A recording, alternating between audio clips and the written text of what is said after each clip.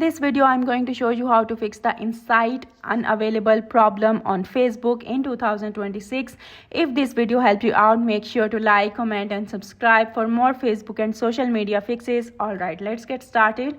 First, open your Facebook page or Meta Business Suite, go to Insights and see exactly where the problem shows up.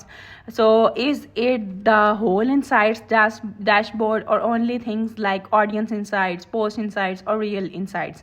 So this will help you understand what actually causing the issue. One of the biggest reasons for this error is insufficient access. Facebook now uses the new page experience, which means permissions are different. And to fix this, you need to go to settings and page access. Make sure your account has full access, or at least the task access that include viewing insights.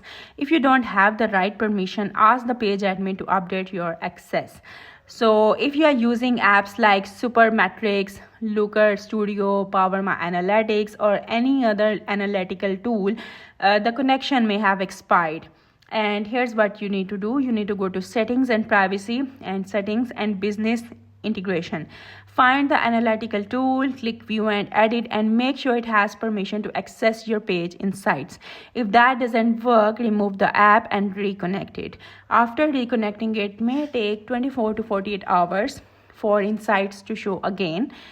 If your page is new or has very low activity, Facebook sometimes hides certain insights, especially things like audience demographics. In this case, the only fix is to grow your page activity or simply wait until you have enough data.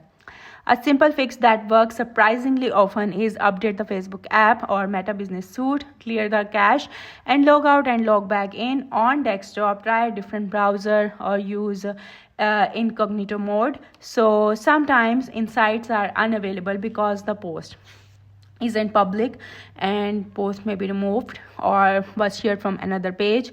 So open the post directly from your page and check insights there. If none of these fixes work, you need to go to Help Center and send Facebook a screenshot. Sometimes the issue is on Facebook side and only they can fix it. And that's it. Those are all the ways to fix this problem. I hope you liked the video. That's it for today. Thank you for watching.